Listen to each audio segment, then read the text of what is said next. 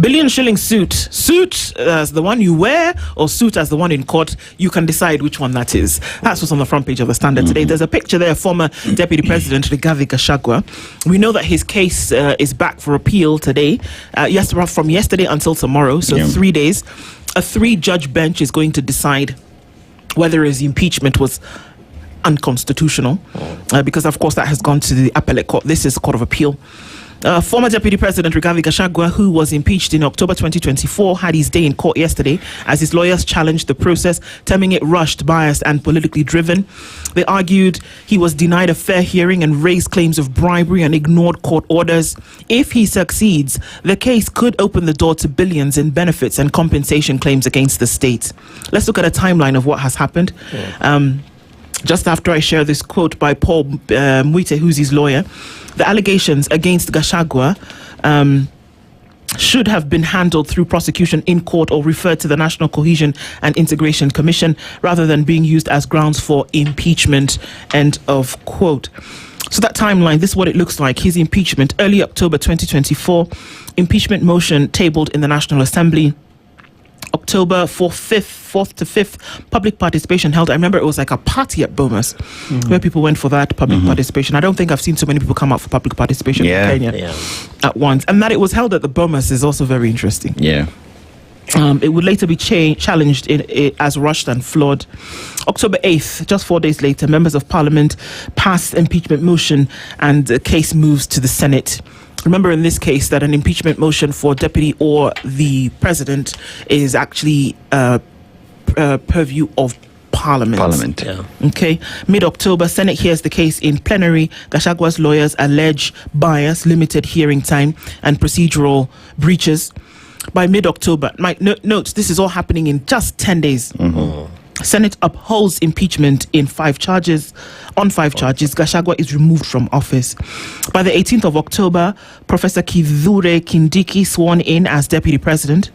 And then later in the year 2024, Gachagua files court challenge citing unfair ouster process and illegalities, I beg your pardon.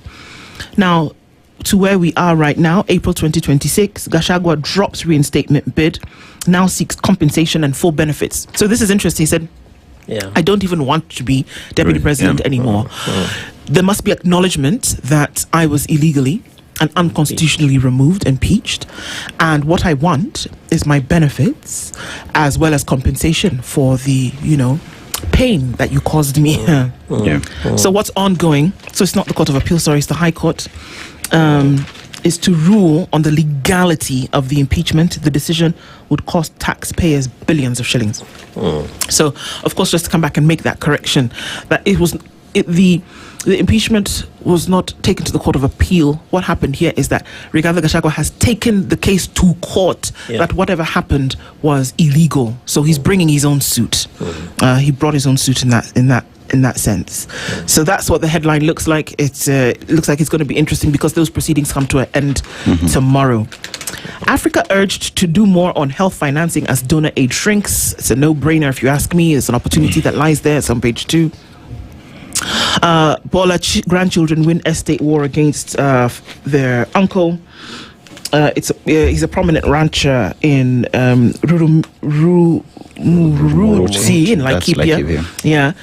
So that's been going on for some time, and the grandchildren seem to have gotten control of the estate. So, of course, the Gachagua case is again carried on page 4, where judges hear claims of rushed and biased impeachment. It'll be very interesting to see, as those proceedings come to an end tomorrow, what the decision will be. Parents squeezed as school pile on additional fees. This is not fantasy. It is not Alice in Wonderland rendition. This is actually the case. That because of the fear of delayed capitation and schools feel the pressure to do something about it, they have loaded this responsibility on parents. And actually, in a couple of WhatsApp groups, and parents are asking, come on, you guys, some of us have sponsored children. And in a year, they already know that they're going to give us this money for our children to go to school. What are we supposed to do? We're bringing children to school today. What are we supposed to do? COB 6, strict control of sovereign fund. Once an ODM fortress, Coast now is up for political grabs ahead of 2027, is what is being looked at. Kenya Kwanzaa's Jekyll and Hyde rule. Bold vision, broken execution. This is in an analysis today by Dennis Kabara, who's a management consultant.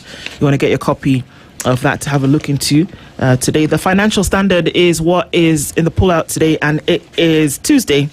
So quite a lot to look at as far as that is concerned. As was expected, people are already trying to say, is it about the shoe after Sawe sets a new world record, or is it a man with grit and determination who decided that he was going to give his best? Yeah. And of course, everybody's already struggling to see what fits in terms of a shoe. All right.